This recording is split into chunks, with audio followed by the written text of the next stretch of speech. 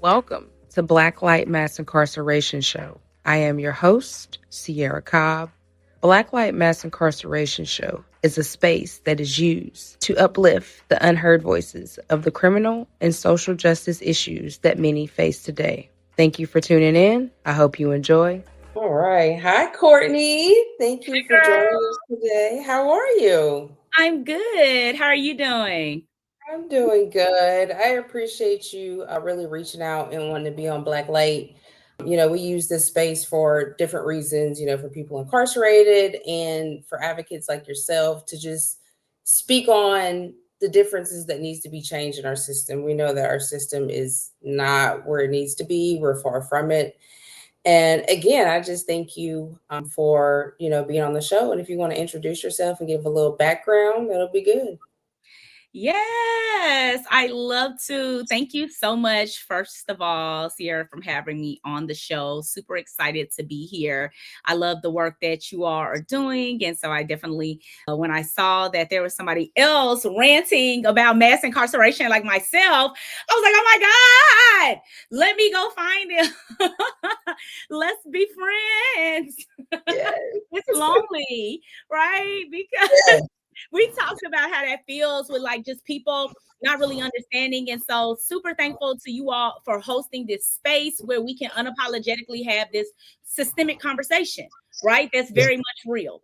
And so I am Courtney Teasley. Hi, everyone. I'm a criminal defense lawyer by trade. I'm an educator. I've been a history making campaign manager, and I'm a business coach and an author of the Easy Way to Learn Your Rights book. One thing that I like to describe myself and tell people, listen, I am a local disruptor. Okay. I like to get in and I like to strategically think about what's occurring. And then I like to think about how we can utilize our full rights, right? To Mm-hmm. actually enact accountability, transparency, and shine a light on the systems and things that are oppressing the least of us. And so that's who I am in a nutshell. I have a whole lot of different things I'll probably be telling y'all about that we're doing later on, but that's it. Super excited to be here. Thank you, Courtney. So I just want to ask you, you describe yourself as a legal disruptor and a justice strategist. Can you break down what that means in practice? Ha, I love that. And so, what that means is thinking outside the box, right? When it comes to disrupting mass incarceration, when it comes to fighting something that is so huge and people are making so much money off of it that it's almost basically hiding in plain sight. Hello? The criminal justice system, we call it the CJ over in our, we do a lot of acronyms. So the criminal justice system of oppression. So when I say I'm a legal disruptor, it's because I think outside of the box when I am fighting systems that oppress the least of us. I've had to do that my entire life. When I was a criminal defense lawyer, I had to do it for my clients and coming up with strategic ways to assist them in their cases that may not involve all the normal things someone's going to do, like, oh, go to this drug rehab program. Oh, go over here. No, let's get a little bit more innovative, right? Let's gather the community involved. Let's involve them in this. And let's think outside of the box. And so I disrupt proactively, meaning I like to disrupt before someone is found guilty or someone is convicted. Right. I mean, well, before someone is found guilty, whether they're convicted by trial or plea. Right. So Right. a long time in between that. We know 97% of people take pleas. So there's a lot of time in there to proactively assist someone, right? Before they become a statistic, before they have something scar on their record, before. Right. And so that's proactive. And everything to fight mass incarceration is mainly reactive, solely coming after someone has been found guilty. And so for me, a legal disruptor is someone who innovatively challenges systems that oppress the least of us, right? Proactively, not reactively, and who strategize about that. It's got to be a strategy around it. So that's who I've always been, and it's just something that kind of came innately and I had to always do for cases. But then I transferred that skill to doing it more widely, right? To showing others how to do that same thing. And that's why we have our advocacy trainings and our books. So that's it, girl. But I think you took the advocacy training to a whole different level. People Mhm. go to law school, they take that class, and it's just the bare, I guess, in my opinion, it's the bare, you Yeah, know what I hello. mean? Like, it's not a fierce advocacy that you need when you're fighting such a system as we have in the United States when it comes to the Yeah, criminal. You know what I'm saying? So I like how you taken that and your experience and made it something different, which we need so many more lawyers who want to be that fierce advocate for their client, because this is that, as I say, this is that person's life that you are there representing. And if you don't represent them to beyond the best of your ability, then this person is going to get a lot of time, or they're going to be found guilty when they're not guilty. You know what I'm saying? Because at yes. the end of the day, when we go in court, court is just like a show. It's who Come can put on on now. the best show, the best story for the jury to believe. And Come if you're on. not putting that on, baby, you're going to lose. Come. You know what I'm Hello. saying? It is the absolute truth. And so you bring something to the forefront that I talk a lot about, and it's that every lawyer is not an advocate, and every advocate is not a lawyer. Okay, just because somebody went to law school don't make them an advocate, child. And the problem is that, and in the criminal defense world, one way I like to say that is like, what happens when your last line of defense, your lawyer, right, is working Mm-hmm. against you? Right? Mm-hmm. They're not working for you. You're working for the other side. Like, I'm really royally effed in this system because I know. I know that the prosecutors are against me. I know that the judge is usually biased and takes their side. I know that the police are inherently biased, right? I know all of these things, but damn, I thought I had the chance with my lawyer. But the problem is, people, when they get in the system, they start to find out that, oh no, these lawyers are complicit. These lawyers are working against me, and Mm-hmm. I need to do more. I need to know more, and I need to be aiding in my own defense. I need to be assisting myself. I need to be directing my lawyer and telling their asses what to do versus them just meandering around and selling you out, doing whatever they want so they can hurry up, cash that check, and move on to the next client. No, no, no. So that's what Okay, we baby. train is. Exactly. And just to think about the ones who can't afford an attorney. So they have to get a public defender. You know what I mean? And in my husband's case and many other people's cases, that has happened. And so a public defender, I mean, don't get me wrong, they are overworked and underpaid. Okay. But a lot of them have maybe 200 murder cases on their books that they're Mhm. trying to get through. So that makes you a pawn to them and to the system, because they're trying to hurry up and get through that case, and the system's trying to hurry up and get through the case. And so that's why you see so many plea deals spread out now. Yeah. It's plea deal city here. You see what I'm saying? Yeah. Because at the end of the day, trials cost a lot of money, a lot of taxpayers' money. I'm gonna let y'all forget that. Okay, we're gonna clock that T. As they Hello? say, clock that Hello? T. Yeah, see, now You know you what telling I'm the saying? truth. You know? Okay. So, you have to, it's important for you to understand the law. And if you feel and see that your attorney is not doing what you asked them to do, because they work for you at the end of the day, you fire them. I don't care if they talk you a million ways down to not fire them, you fire their asses. Hello? Like, period. You're the boss. You're the boss. You're the boss, right? You're the one they work for you. Okay. So you have to just understand how to best utilize them. And then you got to know how to hold them accountable when they're not doing their job. So when you brought that up about public defenders, and, I did a TikTok talking about the different types of lawyers, because a lot of people think, oh my God, public defender's not a real lawyer, blah, blah, blah, blah, blah, or this court appointed lawyer. I broke that down because, first of all, they're all lawyers. They all went to law school. One chose to go work inside of the system to defend people that are indigent, right? However, Mhm. what we have to understand is that indigency, is maybe under $30,000, right? Many of us marginalized people are just above that, right? So actually, we probably don't qualify for a public defender, but maybe we'll get one, or the court will appoint us an attorney, and a appointed attorney is a private lawyer who just accepts state payment to represent you. So Mhm. they're being paid by the state to represent you.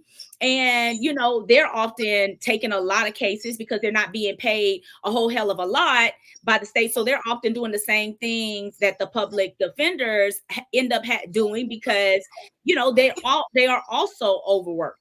But I say this just to say that Just because you get a public defender does not mean that they're going to be a bad lawyer.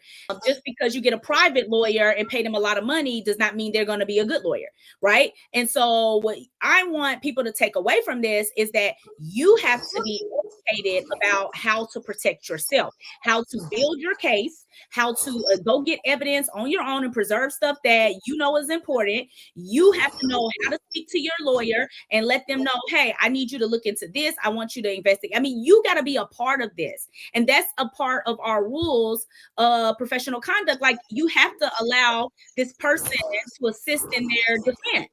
So if a lawyer is ever just trying to overtake it and not listen to you and force you to do something, you have the right to stand up and say, hold on, no, I looked into this. I collected this. I've done A, B, C, D, F, G, and I want you to go look at this. I want you to send somebody out there to get picture or whatever it is that you want to potentially assist your case. You need to be able to articulate that to your lawyer.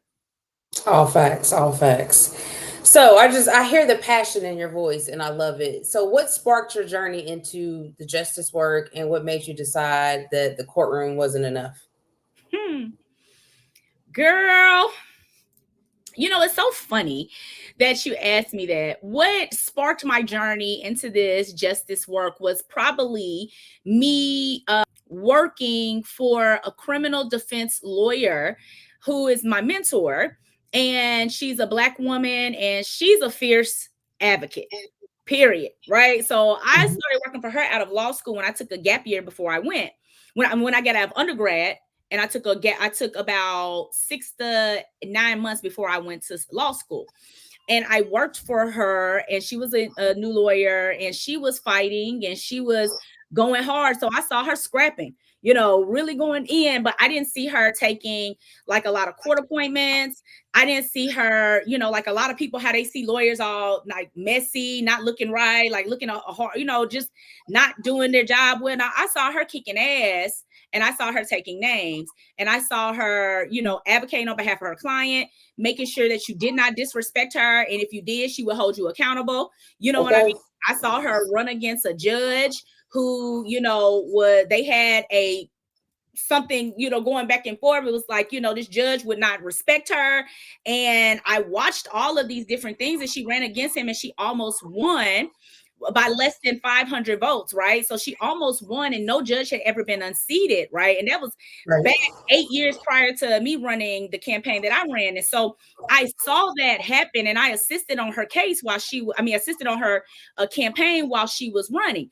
And so I saw all of these different things. So I went from working from her, and I saw what could be done, and I saw how you could charge accordingly your value and go fight for your clients. And the more money you made, the more change you could make, right? The more assistance I could give others that didn't have the funds or whatnot, right?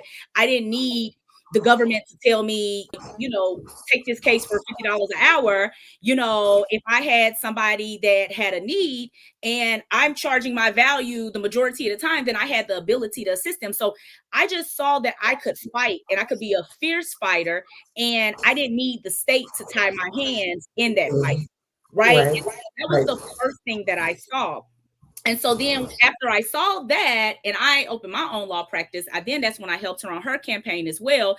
Like, I didn't do a whole lot. I was just a volunteer at that time, but I saw what was possible, right? I saw that, oh, it can be done. And then that gave me the wherewithal to say, oh, okay, well, I'm going to try it. Right. I'm going to fight this as well. And she assisted us in a mentor role, and, you know, really was there, you know, the entire way for us as we did that, to make Nashville history, unseating a criminal court judge for the first time ever, and electing the youngest Black woman to ever sit on the criminal court here in Nashville.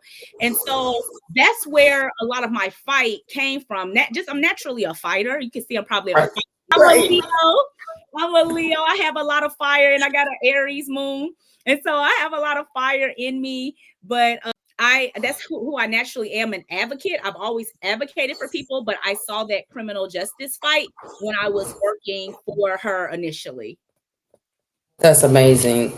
So you know, now that you kind of moved away from practicing law, which you still do here and there, but you've opened your own business, and you know, it's called Mindset, Finesse, and Non-Negotiables, which is short for MFN. Just tell us about that work and how that dream came about. Oh my God. Thank you for asking me. MFn is the name of the business. And so I created MFn after I won the campaign and I saw that, whoa, listen, look at this change that we made in 4 months of just focusing, strategy, focus, and hard work. And I said, ooh, I want more of this, but I'm not trying to wait 8 years. And I had done everything in the campaign as like get out. I was treasurer. I was making, getting the money and having to organize the events and do all this. And I'm like, whoa, I can make a lot more change with a lot more money. Hello? I can make a lot more change. I mean, that's just one person right here. And it's not just about putting somebody in office. It's about funding the initiatives that we actually know can assist. It's about doing the more proactive things that will actually start really chipping away at mass incarceration proactively versus the reactive measures we only utilize. And so I created MFN as a protest, the business protest against mass incarceration. So our mission is to disrupt harmful systems through proactive education and entrepreneurship. And so MFN, those letters, like I think I have them on my shirt now, that's our framework. That's our framework for proactive advocacy, right? And that's what we utilize, that mindset, that finesse and non-negotiables. That's the base of all of our teachings. That's the basis. And we have other frameworks that come out of those, like a fight framework for lawyers. We have a couple of other ones that come out of that, but that is the biggest framework that addresses the big three subjects that people are often undereducated in the criminal justice system, and it's criminal justice literacy, it's civics, and it's financial literacy. Those three, right? They definitely financial literacy. Hello, because you teach us ignorance of the law is no excuse for breaking the law. You didn't teach me the law. When have you ever taught me the law? How is that fair? Right. However, all right, cool beans. That's criminal justice, legal literacy. You never taught me any of that. Then you didn't teach me civics. You only ever tell me go vote, go vote, go vote, not really telling me about all of the other civic duties, civic rights that I have. Right? How I can utilize and really play in this society, right? As an active member, you don't teach me any of that, like how I can go and just decide that I don't like what's happening in this city. I don't like what's happening on this bench and I'm disrupting it. I want you off that bench and I'm going to go use my civic duty and go tell all these other people to come and vote for somebody else, right? So outside of just voting, what else can I do? I can use my civic power to hold people accountable, right? I can demand records, right? I can do FOIA requests. I can apply pressure alongside others. So anyway, civics, you would never teach me much else outside of voting. And then finally, financial literacy. You keep me broke. You keep me impoverished. You keep me living I'm always below my means, always in places where I can't see the light of day, where I can't see any other options, right? And so then what happens when people don't have money, right? What happens? Yes, crime occurs, different things. People go, they get desperate. So those things are the reasons why I created the framework so that way we could attack these things proactively, right? And that way people would be able to come in a way that we don't, and it's MFN, girl. We use African-American English unapologetically. Okay.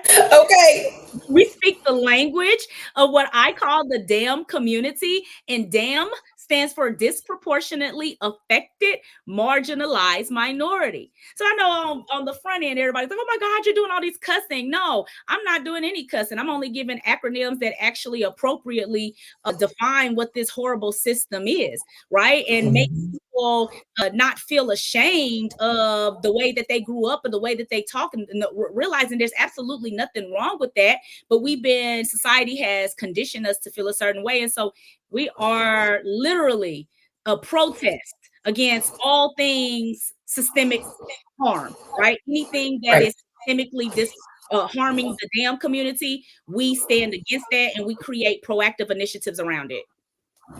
And I mean, I think that's much needed because a lot of people don't know any of the local elections. Like, we have an upcoming DA election here in the next year or so. You know what I mean? We got judges coming up. So, you know what I mean? Like, and people don't really know, like, they'll know the president, they'll know the Senate of the United States, but when it comes to their own county, They don't know who the DA is. They don't know how the DA is and what they've done Their to track record. systemically, you know what I mean?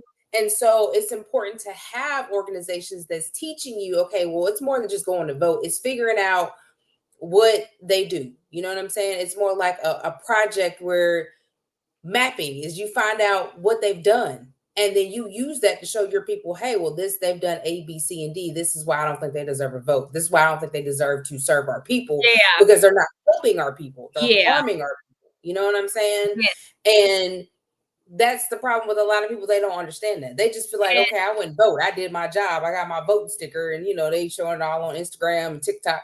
That it's more than that.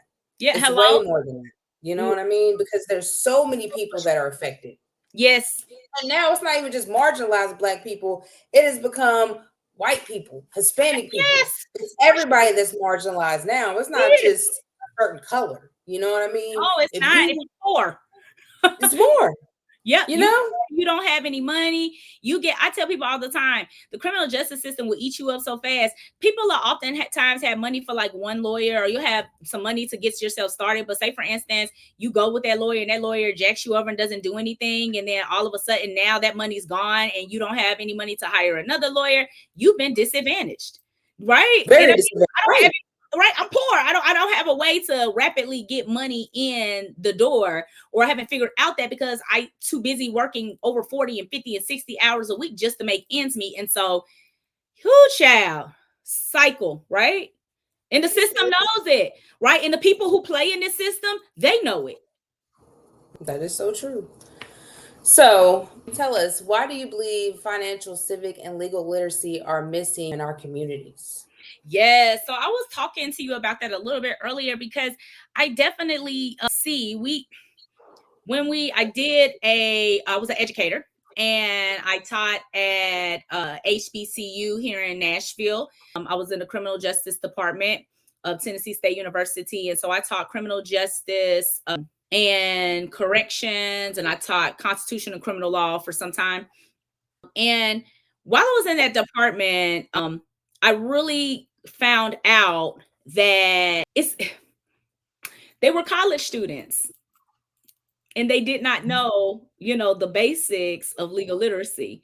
Yet they were the ones who were going to be most affected by it, right? Their brains are still underdeveloped. They're under 25. So their prefrontal cortex is still developing.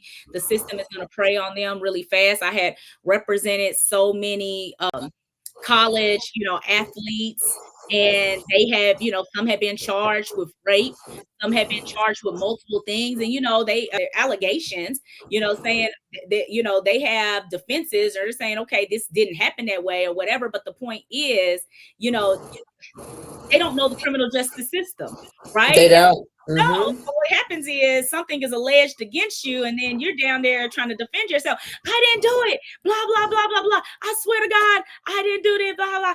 A B C D F G. I'm just talking and saying everything. And baby, who gives a care? They don't care. They're gonna take your words, twist them all around, and then let the court figure them out, right? Yeah, definitely. Right, tens of thousands of dollars just to hire a lawyer to fight some case of that nature. So, anywho, I saw in my educator role while I was there, and then also when I taught as a mock trial coach at my high school alma mater for some time, and we were award winning each time. And so when I taught there, I saw them at the high school level. Okay, they don't know these basic things, and so I created this where I was able to teach them what they truly needed to know about criminal justice and legal literacy, like if you're 6 times more incarcerated by the criminal justice system, I think you need to know a little something, right? I think you need to know a little something about this system. I think you need to have some sort of legal understanding. Maybe just a little bit more, just a little. Maybe a lot. Maybe I'm overreacting, but okay. I just think you need a little bit of info here. So I definitely just that's where it came from. Like my knowledge of watching people and representing so many people, and then in my criminal defense practice, representing even younger or people who had been brought in for questioning, and you know, and their parents didn't even know, you know, that they didn't have to take them in, or you know, they didn't know to ask for a lawyer. Oh, girl, just all the things. And so that was the first place that I knew, oh, okay, y'all are missing legal literacy for real, for real. And I'll tell this short story about that. When I was talking about the high school, when I was at so I went to Stratford High School. Stratford High School is a, you know, a damn school. It was a disproportionately affected marginalized minority. So we were in the hood, we were on the news all the time. You know, it's just a bad school back in the day. But, you know, we didn't have a lot of resources or anything. And so after over 10 years, after I had graduated, I came back and I was the mock trial coach for some time. I was the commencement speaker there. You know, I had a good time coming back and really loving on the kids and teaching them, you know, how to handle themselves in the courtroom, teaching them how to cross-examine, teaching them how to make, teaching them, like, I mean, objections. Girl, listen, I got pictures and videos. I whipped my students into shape. We didn't play because I knew we were disadvantaged from the beginning. So we would go, and girl, we were going against all of Davidson County, which included the private schools that were, baby, hello. Listen, we got Davidson County here, and it's just like that. You hear what I'm talking about? Listen, they had a lawyer on staff that just solely all year that taught them, you know, legal information, so that way when they came to the competition, hell, they could go toe to toe with a real lawyer in court, you know. And so my students, we only could meet up after school. A lot of them had jobs. A lot of them, you know, they had not eaten that whole day. So I mean, it was just a lot. They didn't have the particular clothes, and so we were disadvantaged. And so that's the first place that I saw when we would go in there, how hard we had so much ground to make up to even stand up against them. We had so much ground to make up. And I was like, damn, this is not fair. Like, I got to go against this private school where they parents paying $40,000, $50,000 for them to just sit there and learn all this stuff. And my post students, you know, but no, baby, we showed up every time, and we brought an award home every single time. Before I came, they had not done that. But it's because we have that. What is Coach Prime? We got the dog in us, you know. Yeah, that dog in us, and it's like we were hungry, and we didn't come to play. And so that is where I saw for sure in all of those scenarios, criminal justice literacy, legal literacy in general is lacking. And then the other portion of, go ahead, I'm sorry. No, I was just saying yes. It's bad. Very much lacking. It's lacking. And then civics, you know, after I ran the campaign, and I was just seeing how nobody ever holds anyone accountable. Nobody comes to anything. Nobody knows about how anything is going outside of just going to press vote.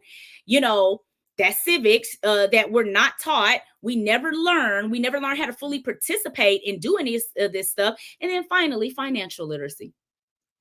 Baby, we can have all the good ideas in the world, and we ain't got no money behind it. We sitting here begging somebody to do everything for free, or we're trying to, you know, this is why the initiatives we put in place don't last. They're ineffective because we'll only have them for a little bit of time while somebody's donating or funding us.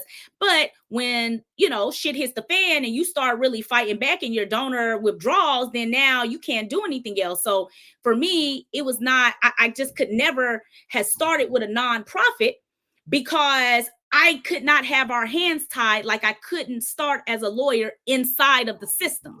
Does that make sense? That makes total sense. Yeah. You tie my hands when you're in the system and depending on someone else's funds. And so financial literacy is important for us to understand how to make money ourselves. Give us autonomy, I can bring in money myself. I don't have to depend on you. I got to worry about you. So I don't have to kiss your ass when you're hurting me. Right? I don't have to assimilate and pretend like I agree with this stuff, even when I know this is so harmful to my people. So those are the things that really brought the big three to the forefront. And even if you got money, some people still don't know how to use the money, how to invest your money in the right places that will reciprocate and have generational wealth. And that's another problem with marginalized communities is you have some people that got money. Some people are born in money, but they don't know how to invest. You know what I'm saying? There's plenty of rich people, but a lot of them don't have financial literacy to use the money in the right way. So then that's why you see a lot of stars or a lot of NFL players, basketball players who are broke 10 and 20 years down the road because they spent money on cars, jewelry, women, clothes, but they Preach, didn't invest that money. You know what preach, I'm saying? So you have preach. to continue to figure out how can you invest your money? What's going to make you, what is the best investment for you and your Yes, family that's going to continue to bring you generational wealth, not just for yes, you, but for your children, your grandchildren, and so forth and so on. And so that was one thing that I wanted to do with my nonprofit, was to teach people financial literacy, because it's very yes, important. You know what I'm saying? It's very yes, important to know how to budget. It's important to know how to it is. invest and know where your money's going, and watch it, because a lot of people are hiring an accountant and think they're supposed to watch it when they just taking money out the pot. Hello? You know what I'm saying? So it's important to know finances, especially in the Black community, and that's why and not even just the Black community, but I can't say them Hispanics, child. They will take Ah, their money and they will do invest it. their money and put it in the pot. Yeah, You got to do. You know what I'm yeah, saying? It's just some yeah, who don't do that, yeah. and so it's important that you know what to do with your money. If you ain't got no money, how to get it. And if you got money, how to maintain that money, not just making And it, but and maintaining it. how to grow it, right? And Oh how to grow it. yes. And like and I totally agree with you, and that's huge. So the business coach in me comes to the forefront now, right? Which is like, listen, step to the forefront, business coach. And so I'm a business coach for work with Hello 7. It's a multi-million-dollar Black woman-owned company, and run by a really visionary founder. She has a great book called We Should All Be Millionaires that literally challenges all people, right? Especially marginalized people, to dream bigger and to set higher goals for money for themselves. And so, and not only that, a growth scale level on how to achieve it. And so being there, I hear what you're saying. And the first thing that comes to my mind is that, we're not taught financial literacy. We don't know business. And when I tell you that this stuff is not solely just people who are poor, like you said, there are people who have money, who have, like, there are plenty of lawyers, right, who don't know the first thing about investing, who, don't have systems set up, who doctors as well, all types of people who have all these different things. They have no systems. They're not investing in themselves. They're not growing their money in any way. And a lot of times it's because they don't know the right thing to do. And it all goes back to being overworked. It all goes back to having so many obligations and different things and then also feeling like you got to have everything together, you got to know everything. So you don't want to be vulnerable enough to go and find that information to begin with. And so that's where we get messed up with, and the ones who have money or could have money, right? They are not consistent, right? They do not consistently learn how to invest their money, and they don't learn how to grow their money at all. So yeah, I totally agree with you on that. That is so true. So tell us, you said that real change isn't built on burnout, but it's built on power. So how can advocates switch from survival mindset to the one that's rooted in strategy and ownership? I love that. I love that question. So give me the question one more time. Give me the question one more time. Okay. So real change isn't built on burnout, it's built on power. How can Yes. advocates switch from survivor mindset to rooted in strategy and ownership? Strategy and ownership. Ooh, child, this is a good one. Okay. I had to make a note because sometimes I'll start talking and I'll forget what the question was. I need to be able to come back. Okay. So I'm still here. Keep talking. okay, take your time, girl. Yes, listen. Real change. Now, when I say that it's not built on burnout, but it's rooted in power, again, that comes because a lot of times we're trying to do so much on a shoestring budget. We oftentimes don't have a lot of assistance, so the money that we're getting that's coming in, we're trying to just stretch it as much as we can instead of focusing it right in the places that would make the most sense to get you that kind of growth. But to do that, you got to put on your CEO hat and take off your worker hat.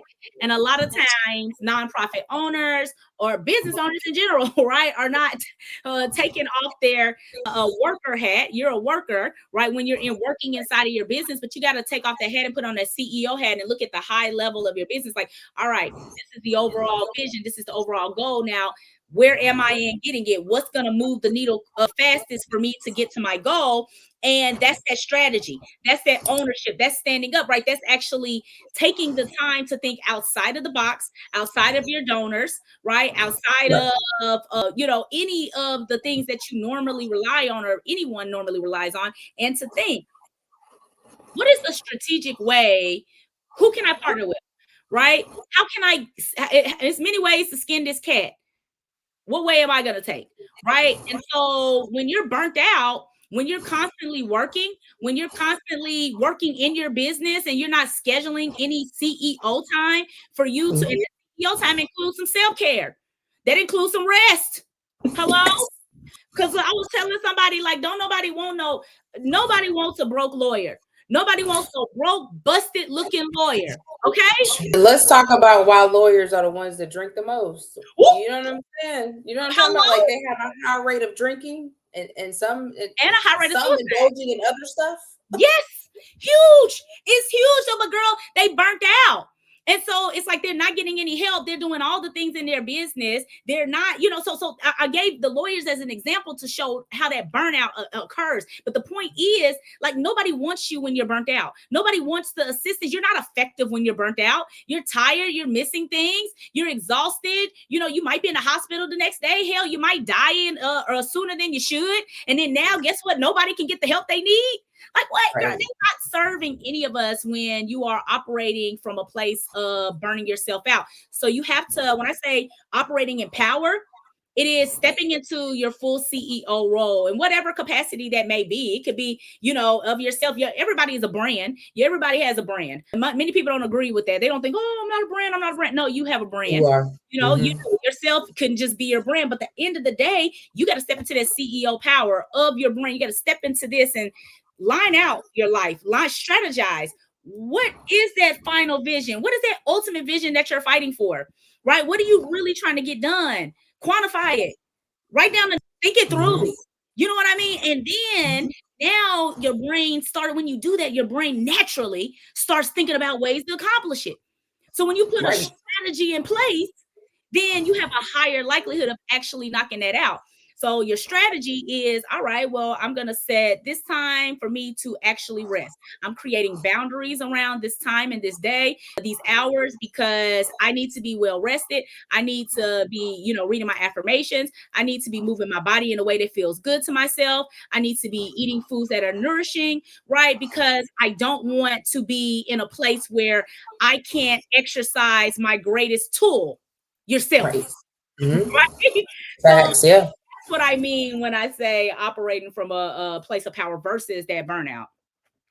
And I think also too, adding goals to that strategy, like a daily goal. Well, I'm gonna take 10, 15 minutes to go in the bathroom or go to myself and breathe. You know what I'm saying? To calm my nervous system, because when you're working in the system as the criminal justice system, especially as a defense attorney, you need maybe 10, 15, 20 minutes, especially when you walk out that courtroom for break.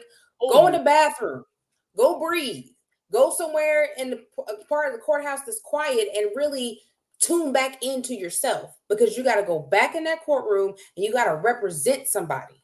You know what I'm saying? And so make daily goals. And then after you get off of work, figure out some self-care after work, because this work is not for the faint-hearted. Girl. Period. Sarah, I feel like you saw me in court yesterday or something, because child, girl, I literally had I have some cases I'm finishing out. And I had a case where we had worked out a deal. And as a result of working out the deal, the client went and took another agreement in federal court, right? And, took a while for that to get done, came back a year later for him to take the state agreed upon thing. The DA conveniently didn't write down the agreement. He didn't write anything on that day, and he doesn't remember that. And so now, now the client is a felon, right? He has a felony. And here we are. with no state agreement, and so systemically disadvantaged, right? Very strategic. And I find it very funny that this particular district attorney is a prior detective. What I call that, prosecution fuckery. Hello? Hello? Not you went from the police force and came over to the lawyer world and said, let me go finish avenging my friends. Hello? And so, I mean, people don't think about that often. Like, police become district attorneys all the time. And all the time. And you would like to think, because lawyers, we're supposed to have a code, it's supposed to be, you got to keep it honorable. But we know officers are allowed to use trickery and deceit. And so you've been trained as an officer all this time, over 20 years, and you come over here as a lawyer, and you think that they're not going to be using that same trickery and deceit? Oh, they're going to use it probably even more. You know what I mean? So, yeah, that was yesterday. And that is not an uncommon thing for lawyers. So what you're saying is so true. Taking that time, because you can almost blow a damn gasket. Y'all, hello? You almost be in there and just like really just kind of lose your top. But you got to use those strategies that you got to bring yourself back. Like, hold on, let me get back here, because this work is so difficult. This work is so evil. It's so racist. It's so systemic that it really, really, really takes you to just kind of, one sec, take yourself out of that. Now, let's get strategic. How are we going to fight back, right? Let's fight back, because clearly you're playing a very dirty game. Very dirty. Right? And so what do we do when you're playing a dirty game, right? You have all the cards. You got all of the power. What do we do now? Right? How do we come together? And so that's when you got to really start doing some proactive work, right? And so you get into the different strategies and initiatives.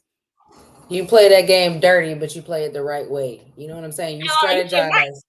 You know what I mean? Because he probably thought he threw you for a curveball, like, oh, I don't remember. Oh, shit, what's she going to do? You know what I'm saying? And then you come back and be like, okay, I got you. Ooh, don't you worry. And I ain't got nothing else to say to you. It's the, you made your decision, buddy. You know what I'm saying? That's what you're doing. Oh, I see how you're playing. Okay. All right.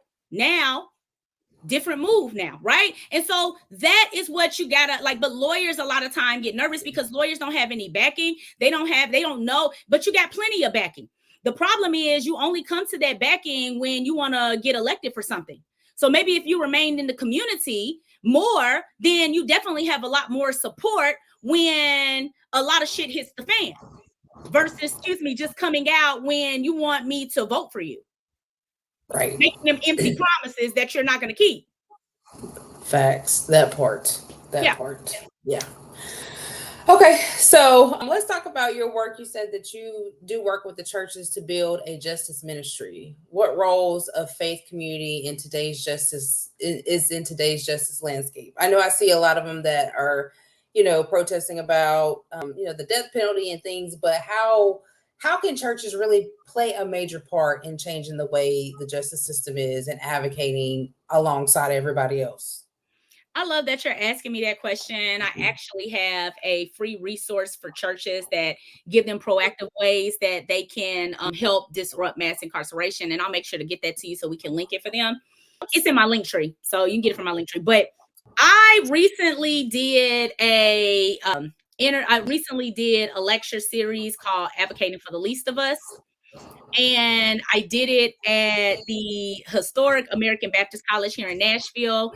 You remember the sit-ins back in the day, like, a lot of the pastors from the students at American Baptist were the ones who led the way. So we know a lot of them, John Lewis, the Reverend Dr. C.T. Vivian. So very honored to be able to stand in that place and be able to speak to many, churches and different people about this, right? Advocating for the least of us. But it was at the Samuel DeWitt Proctor conference where I went and I discovered the justice ministry people, like the pastors, the churches, the congregations, the people who are concerned with true justice, who feel like, Jesus and justice are inextricably intertwined.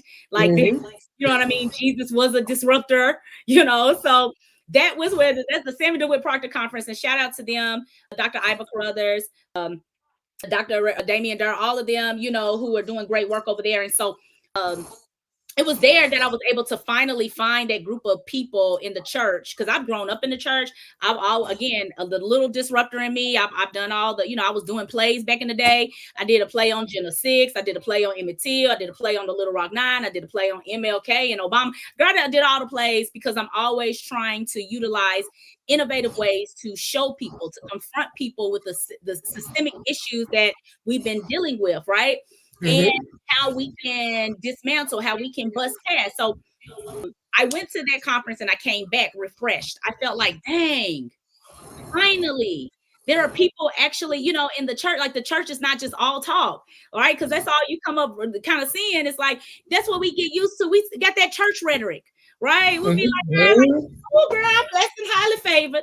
Yes, Lord. Oh, he done bless me. Yeah. I can't complain at all. All of that we do. And it's like, I wonder if sometimes, that keeps us pretty much surface level. It never really gets us tapping into what's truly going on or what's truly a problem. We just learn to kind of mask it and throw a little saying over top of it and move on. And so I created a way for churches to basically have a justice ministry, right? To move from having prison ministries, which are reactive, like to move from solely having prison ministries, like Jesus, said, release all the captives. You know what I'm saying? He didn't. It's like not just. So, and I have to, girl, I'll post some more about, like, I got a whole lecture on that, but I created a way for churches to be able to see things that they could do proactively, such as a justice ministry and such as court watching is a big way, right? You have a lot of people that can just come. You can have a list of people that you're concerned about, right? Or, and you go court, people can come sign up and say, hey, can you come court watch for me? Because that helps change the system. Because when they know that you're watching and they know that you're voters, like most church people are, right? They come to all of our churches and they want to get up in front and talk when it's time to get elected. Hello? Sure do. Hello. So if the church decides to show up and start holding people accountable, who you think gonna be listening? Okay. Yeah, they will. And so the church, if they know what to look for, right? They learn how to be advocates. They learn what they're looking for. They learn what the things are. They learn how to report back. Churches can also provide protection to lawyers, right? So if you have lawyers who are going against systems of oppression, lawyers who are fighting more public cases or doing things that they can, you can provide a lot of covering because you can help them fight. You can start requesting. You can hold press conferences. You can talk about things. You know what I mean? So what a lawyer might not be able to, you can provide a lot of protection. And churches can educate. Like, I did a clip on, like, maybe like you teach Sunday school, teach legal literacy too. Yes. Okay. And Sunday school agenda. Okay. Okay. Teach legal literacy because we are so undereducated in that department. Teach financial literacy. You know what I mean? Teach those type of things. So, anywho, those are ways that churches can be proactive. And again, I have a guide that can assist them in that. But we got to be more like Disrupt. We got to be more like Jesus truly was, right? Not the meek Jesus that we've been sold, not the Jesus who just doesn't, I just care about just yourself and whether you're going to go to heaven and only you and just worry about you. No. God, Jesus was concerned with them systems. You know what I'm saying? Oh, right. He said, I don't like this and I'm coming to let you know that, right? He spoke truth to power. He did these types of things, and we got to find that strength in that fight as well. And that's the purpose of churches, to meet the masses. And the masses is a part of the justice system. And I think a lot of them don't think about that. They just think the masses is the sick people, or, just the ailing, communities and the moms, single moms and single dads. No, it is part of the justice system. That's part of the masses. And so you have to reach the masses, and why not better than the church? Come on now. To reach those masses. You know what I'm saying? Now. And I think that if a lot of churches understood that and understood the power that they could use to help a lot of people in the community, like you said, court watching is a major thing. For one, you can watch to make sure, they're not doing anything illegal, because let's not act like they don't. They do. Okay. You could also be watching. So when it comes to election time, you'd be like, oh no, this is why go to your other people and spread that message. We went court watching and they did A, B, C, and D. I don't think they're going to be good for the next election for a DA, Yeah. judge, or whatever else. You know what I'm saying? And Yeah. so the church is supposed to be where people gather, commune, and learn. You know, Yes. we learn about Jesus. Jesus taught about justice. It's in the Bible. Hello? Talk about justice. What did they say? Luke 4:18, the Spirit of the Lord is upon me because he's anointed me to proclaim good news to the poor. He has sent me to proclaim freedom for the prisoners. He didn't say only the ones that are you're sure innocent. Right? He didn't say Right. just right. And he said, and recovery of sight for the blind and to set the oppressed free.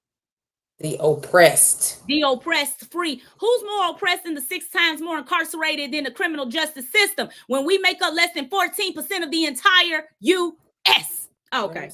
I don't know. That's what I'm saying. Like me and you, it's just preaching to the choir. That's all. It's just preaching to the choir at this point. Like, well, I'm so glad I got somebody that's like-minded because it's hard to find people that are like-minded and really understand and really want to get to the root of the problem and not just talk about it, but be about it. You know what I'm talking about? Baby, we gonna how many circles we gonna have? How many meetings we gonna how many strategy meetings we gonna have? Listen, I'll come to one meeting and if ain't nothing moving, that's it. Count me. I'm not gonna keep meeting every week to keep talking about the same thing, the same strategies that you have not put into place. Chat, just meeting so that way you can tell people that we met and then maybe I'm done. I'm done.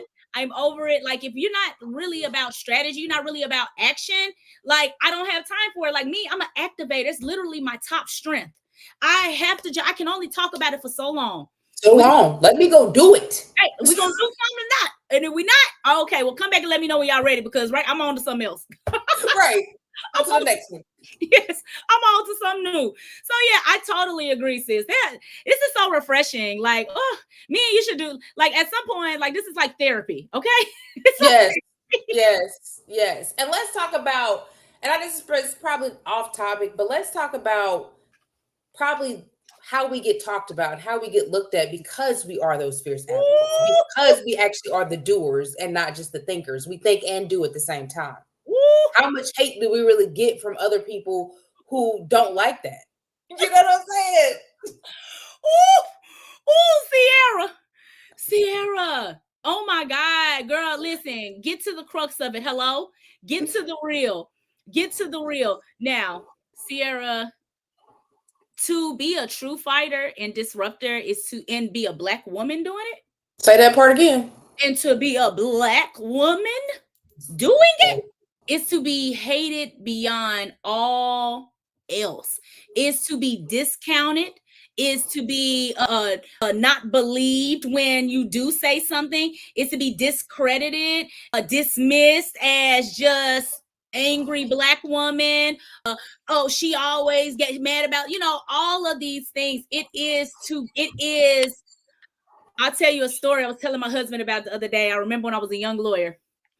And as a young lawyer, I came into, initially fighting like 12 years ago when I first started practicing. I came in, I want to be the best, right? I want to be the best. And so I was like, first of all, where can I go and learn how to go to trial? Where can I learn all these different things? Because as a law school don't teach you anything. Don't. Not a thing. Don't teach you how to run a business, but the craziest thing, teach you how to go be a high-paid worker. Never teach you how to really own anything. Never. And then when the people do try to start their own business, because they know nothing about business, they burn out. They don't scale properly, and then now they're like anti-owning your own business and going to work for somebody for the rest of their lives, even though you can make way more money, way more change if you work for yourself. But I digress. What they want you to do is go take a bachelor's in business, add more money. Hello?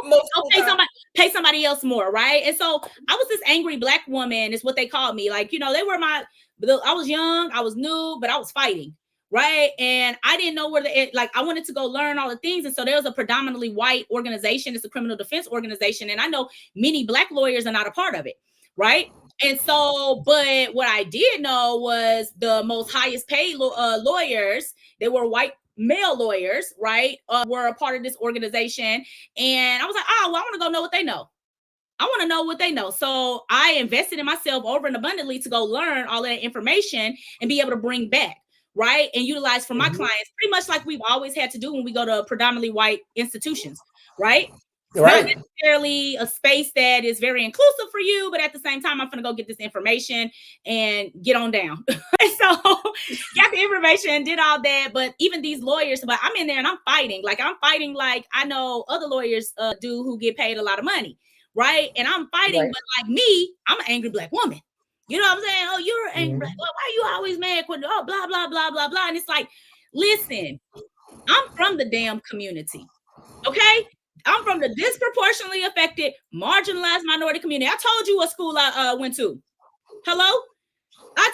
And so I don't care that I'm a lawyer. I don't care that I charge thousands of dollars. I don't care what my status is. I don't care. I'm from the damn community and I am for my community. And I'm not going to be a part of any of this bullshit that y'all got going on in here, harming the least of us. Right? I'm not going to do it. I'm not going to be complicit. I'm not going to act like it's cool. And if that makes me an angry Black woman, so be it. And so your question, what is the cost of that? People are going to whisper about me. People, the new DAs, other people who come, they know about me before they ever meet me. You know what I'm saying? They've been told these different things that, even Black women who are over there, right? They'll poison them. They'll poison like, oh, don't mess with her. Oh, she's this and that. Oh, Chad, I could tell you stories about other things that they do to young Black DAs too, who are just so excited to get a chance to work as a lawyer somewhere, but they'll get over into places like that, girl, and you'll have older victim witness coordinators who will send them straight out. Because they don't know what to do. They're not taught the practice, so they're looking to someone else. You'll have people who will send them out, tell them, oh yeah, such and such, this victim is already here, and a victim never showed up. You know what I'm saying? But the reason they're telling you that is so you can tell the lawyer that, so the lawyer doesn't go ahead and make a motion to dismiss because that person is not there. Not there, right? Games. But that lawyer, that young Black lawyer, they never even knew. They had no idea what they didn't know. They just relied on what this woman said. And so now they're expecting this. And so anywho, yeah, it is system. And when you're in it and you actually fight, which you get penalized. And the reason you get penalized is to keep others from doing, you get labeled so others won't want to do the same thing. Right. That's exactly how it goes. I just had to put that out there because people don't understand that when you were actually a true fighter, you're labeled. Just like you said, he said that you was an angry Black woman. Well, the only difference between me and you're a fighter, I'm a fighter, but I came from the community. That's the only difference. You didn't come from my community. I did. So yes. I take it all part. Maybe I may be angry, but at the end of the day, what y'all doing in here, I take personally. You know what I'm saying? When you harming somebody, you withholding evidence, I take it personally. You withdraw a plea, I take it personally. You know what I'm saying? My client is a marginalized person in a darn system that is stacked against them, and you are going to bend your wheel. You're going to flex your muscles even more than y'all already doing right now. Oh, okay. So let me go and make sure that the community knows just what y'all like to do. You're doing. Yeah. But if you're quiet, if you're not going to sit there and not quietly take what they're doing to you, and they want to harm you and they want you to be quiet about it. No, kiss my ass. And that's why we are where we are today with mass incarceration, known as modern day slavery. That's why we are where we are today. And that is why we're having the situations we're having now where you got a bunch of people incarcerated, warehoused, but now you ain't got staff. But you can't get these district attorneys, you can't tell them nothing. They still want to give people life, 20, 30, 40, 50 years, but you ain't even got nobody in there to watch them. Don't nobody even want to work in the prison because you don't pay them enough to watch these people. Instead of building alternates to incarceration, you want to keep incarcerating when we know time after time, incarceration does not stop crime. It never has, it never will. Giving people the resources they need on every level for everybody, not just certain colors, classes, populations, for everybody will stop crime. That's what it is. That's what it's going to be. Come on now. Come on what I'm now, saying? you know exactly what it is. I mean, come on now, like they're privatizing, prisons are privatized, so it's like this is a money making cash cow, right? Mm-hmm. It's the criminal justice system is a cash cow. The prisons, baby girl, listen, child, this system, ooh, Lord, like, yeah, I'm sorry, Yeah, we digress. sorry. I just like, yeah, let me back off because yeah. That's a whole other conversation. I mean, no, because in we can go itself. down that whole road of just all the different ways that, I mean, from the very first moment that you're putting somebody on an ankle monitor or some reason, you're coming up with reason to maybe have a breathalyzer in the car, even though they're not, the person's supposed to be innocent until proven guilty. This is the reason, and like, literally got a book, Easy Way to Learn Your Rights book series. Y'all go check it out. The link tree, got a book about to drop. Book 2 is gonna be fire. It's on the Fifth Amendment, and the Fifth Amendment got all the protections. But y'all, when I tell you, like, this type of stuff is crazy. That, and oh my God, We're gonna have another yeah, show we're gonna have about to that. come back because I was gonna go down a whole nother train of thought on that. Like, I mean, I just even went into how they penalize us. I went into the money that's used for the we're supposed to be innocent to proven guilty, but you're making me spend money on a breathalyzer, but I'm still supposed to be innocent until proven guilty. So I'm supposed to be innocent, but I'm not really innocent because you're punishing me, and so you're getting money prior to me going to jail, and then I'm gonna go through this system, I'm gonna pay these court costs, do all this, and then I gotta, then I may go to jail, and then you're gonna, let's not even talk about the astronomical bail. Let's child, astronomical bail.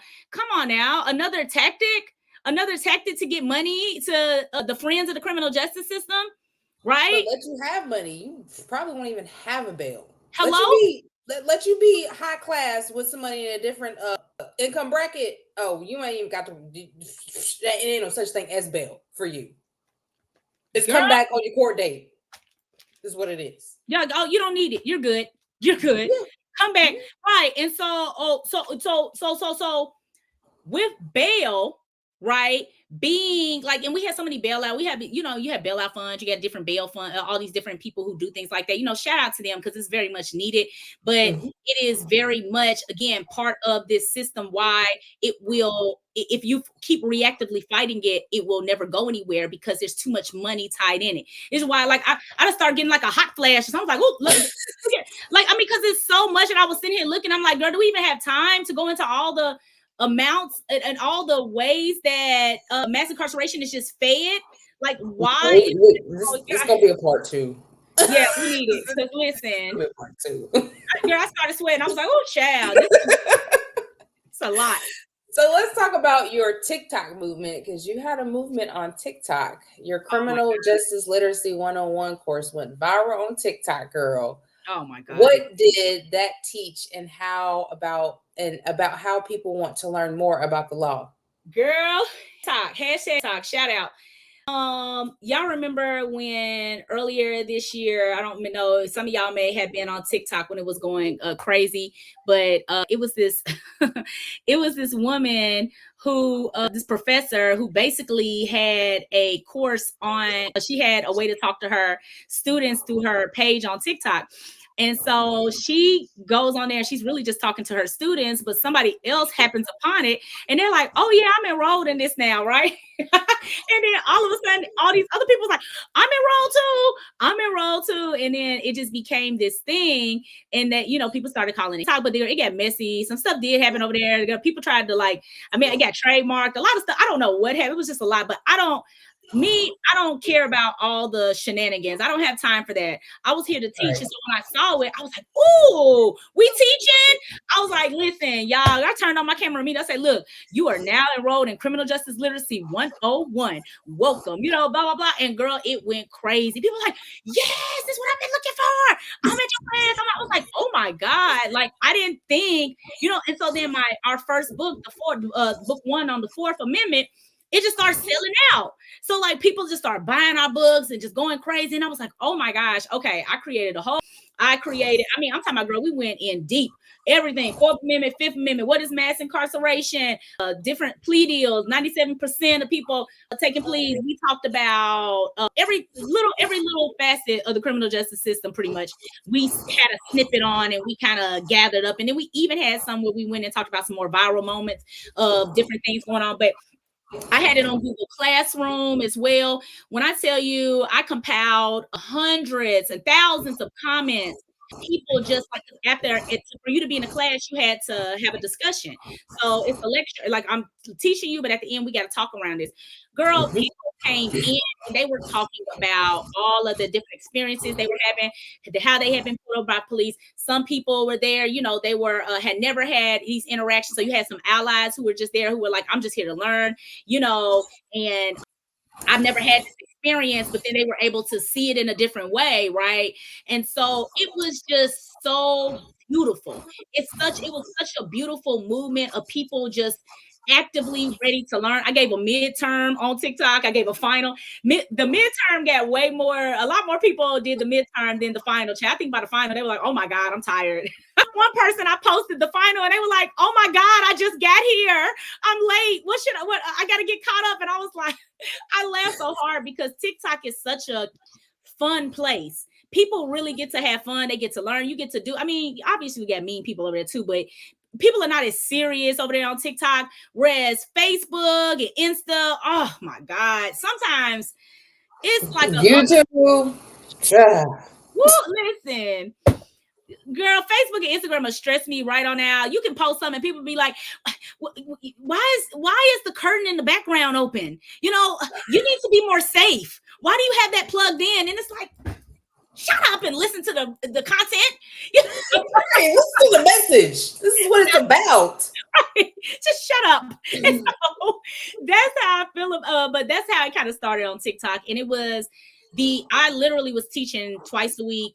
And these people, like everyone, all my students, they just engaged. You know what I mean? They were so engaged. They gave so much feedback. They learned so much.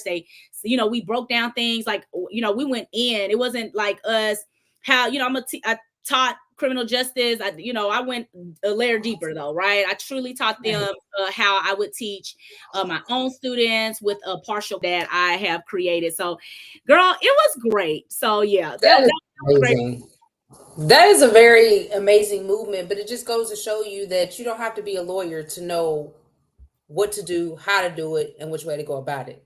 And that just goes to show you that more people are paying attention now to the criminal justice system. Like, I just actually posted about a case that happened in Charlotte where two guys were accused of murder.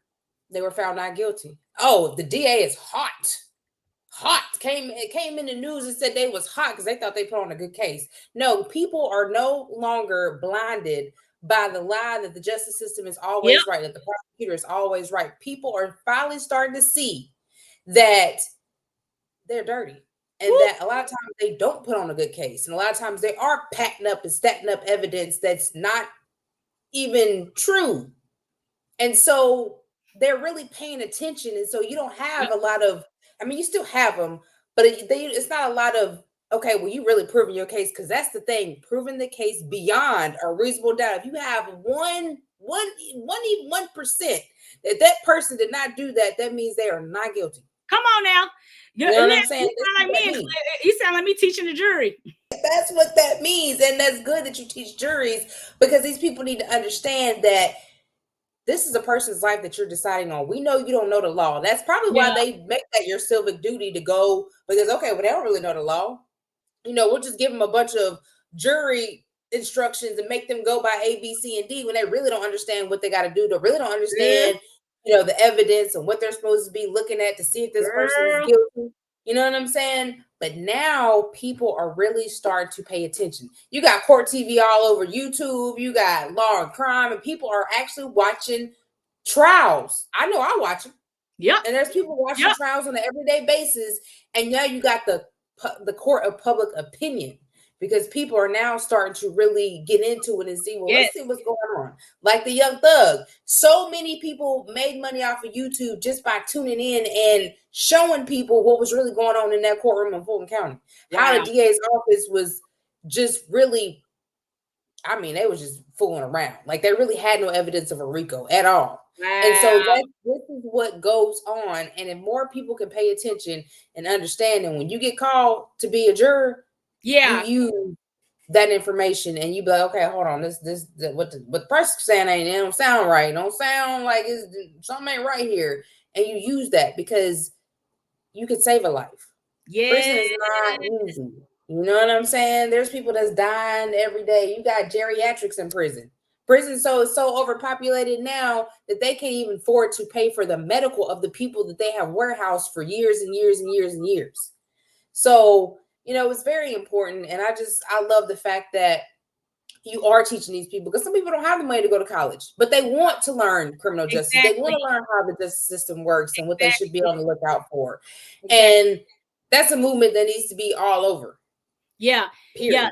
That's what everybody was saying. You know what I mean? And, they were basically just like, wow, I'm really getting the sheer amount of actual educators that came out and started teaching on different subjects, which is beautiful, because, money should not be a barrier, especially to this knowledge that's so important. So we've never been taught this in high school or anywhere, and I didn't go to college. There's absolutely no place for me to learn it, right? Except when I get caught up in the system, and that's horrid, right? That I have to learn about the system as I'm being, harmed by it. And so voir dire, what you were saying, like when I was telling you how I educate the jury, how you sounded like me educating the jury, that's all lawyers do that. And we have to do that at the beginning of a trial, and when we're speaking to the jury, and we got to teach them about the different things, right? And they don't know, most lay people don't have an idea of all these things. And honestly, that's teaching in that amount of time is not enough. Not enough. And then coming back, because oftentimes they disregard it, or go off and kind of, maybe do what they want, just go back. And so you just gotta understand that, like, education is so huge, and that this, like, and it's not about or a church can do it, right? I should be able to go to church and get this from this information. I should be able to go to an advocacy. If there's an organization that is known in the community for fighting, I should be able to go there and get this information, right? I should be able to go to the community. I should not have to get all of my information from the state. I should not have to get information from them. Right. Exactly. And knowing that a lot of times what they got ain't true. Like the state will pad up so much, and the police officer included, because that's where it first go wrong, because they're the one investigating and turn it over to the DA's office. So you got to know where it starts.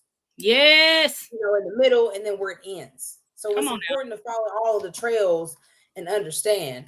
But the last question before I let you go is, if someone's listening today wants to stop performing justice and start practicing power, where should they begin? First of all, I absolutely love that. If they want to stop pretending and start practicing power, I love it. Okay, so yeah, you guys want to stop being reactive and stop just doing all the things that society has showed us to do, that we now know is ineffective. The new Jim Crow by Michelle Alexander came out, over 10 years ago, right? Well over 10 years ago. And so here we are still with mass incarceration going from not just 5 times, which that's what it was, y'all. When I started MFn back in 2023, mass incarceration of Black Americans were 5 times more incarcerated by the criminal justice system. Now, just 2 years later, not even 2 years, I think it was last year, we're 6 times more incarcerated. And so this system is expanding. And so we have to be more innovative. I think it's time to be proactive. And so the first place I would say start is come join, hit us on our link tree, right? There are plenty of things that you can get. You can go if you want to go on TikTok and go and look at our course, CJ Lit 101. It's right there on our TikTok, all in order for you. It may not be there forever. So I'd say to definitely take advantage of that. You definitely can grab our books and learn about the 4th Amendment and the 5th Amendment in an easy, broken down way, in a way that you can help teach others. You can teach your children, you know, while also teaching yourself.